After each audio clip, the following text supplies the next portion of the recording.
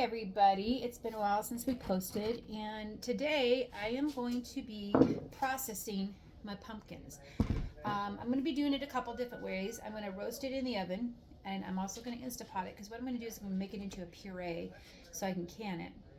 I'm also going to take some and I'm going to slice it really thin. I'm going to put it on my food dehydrator and sprinkle it with cinnamon so that I can have treats for the dogs.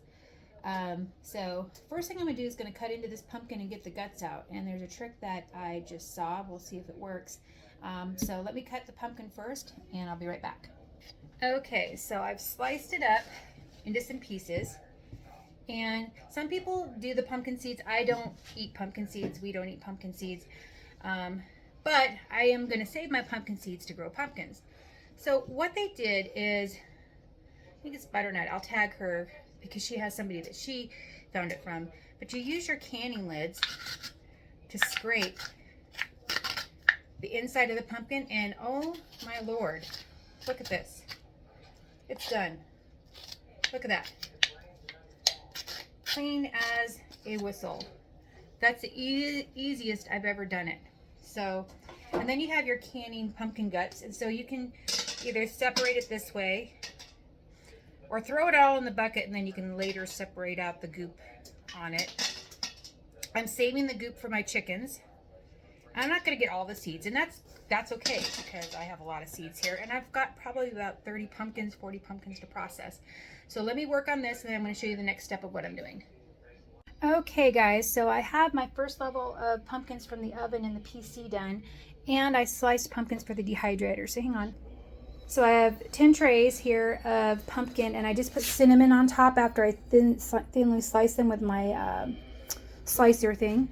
And so 125 for 10 to 12 hours, give or take, until they're nice and crisp. And so this will be an all-day project, obviously. And I'll come back and I'm going to peel my pumpkin so we can make a pumpkin puree so I can can it. Okay, so here are my pumpkins that just came out of the oven. I had them in there for about 50 minutes to an hour. And they're nice and soft, cooked, and got some caramelization there. So I should just be able to take the skin and peel it off. And you want to get all the skin off of it because we're going to be pureeing it. Now, this is not doing the greatest job. So if you want, you can take a knife carefully and just cut along the skin. And it's a lot easier to cut the skin. So let's cut against the grain. Whew, it's a little bit warm. You do want these to sit out and cool a little bit. That also helps release the skin because of the moisture coming, cooling down a little bit better. So you don't want to get these out of the oven hot and start peeling them. And the scraps are going to go to the chickens. And here we go. And that is fine. That's caramelization because of the sugars in the pumpkin. So I've got a bunch of pumpkins to do. I've got the ones down there dehydrating. When I get the ones out of the Instapot, I'll let you see what they look like. Okay, so these are all the pumpkins that I'm getting ready to process that came out of the oven. They smell really good. Now these are the pumpkins that came out of the Instapot. They're super hot. Hang on, I'm gonna have to get something to put them on. I've got about 20 more pumpkins to do. So anyway, these are supposed to be easier to peel if you, ooh, I might be right. If you do it through the Instapot. Definitely mushier. They don't caramelize. Hot. These are really going to have to cool in order for me to peel them. I know that they said that you could scoop them out. I think I like the roasted ones better. So I think I'm going to stick to that and not do the Instapot for the rest of mine. I mean, there's nothing wrong with it, but I mean, it's like complete mush, which is fine. But if I'm trying to peel this off, it could be, I mean, it comes right off. I guess I can't complain. I don't know. I just like the roasted ones better. I think they also will give a better flavor after canning because they've been roasted and they kind of get that smoky flavor that you want to get. Now, yeah, that was super easy to get off. So I don't know. It's kind of your other. I did it on high pressure for 10 minutes.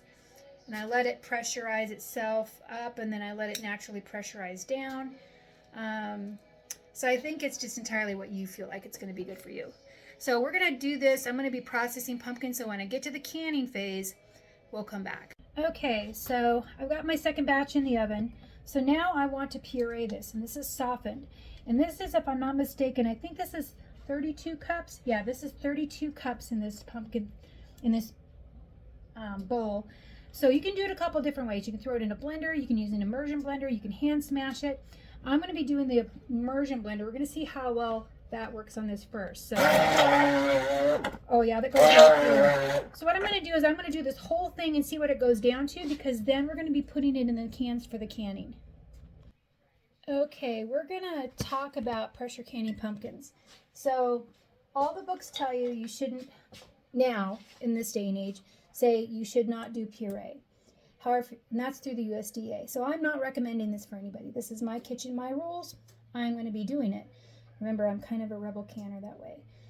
If you go back in the day where they did canning for major preservation for families, they did do canned pumpkin, or they pureed pumpkin.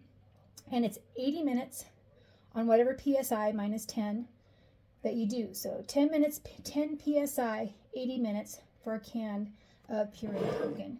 And you want to go 1 inch to the top and do your rims and stuff like that. So basically, I love that immersion blender. It worked really good.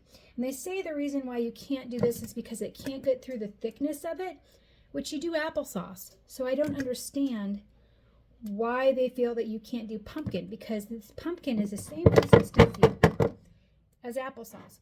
You may see some little brown chunks in there. That's nothing bad. Remember, that was that caramelization that was on some of those pumpkins. So hang on. So here we go. We are 1 inch from the lid. That's caramelization. That's nothing bad because that was on the pumpkin, because I baked the pumpkins. Remember that. And so now I'm going to shake my can down. Get the air bubbles out. You can also do a little spatula thing in there, or spoon, or debubbler. 80 minutes, 10 pounds, my PSI is what it is. And I'm going to put this in the pressure canner, and then I will show you what it looks like when it's done. Quick reminder, I am cold canning this. That means my water is cold, my jars are cold, although they are sterilized, okay?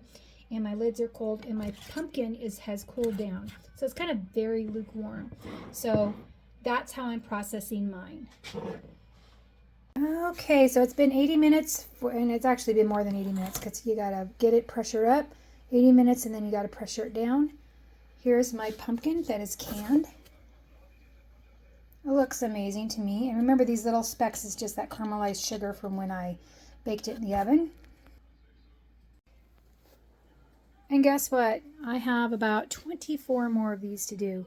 So I'm not sure if I'll get them all pressure canned today, because my pressure canner only takes 5 at a time.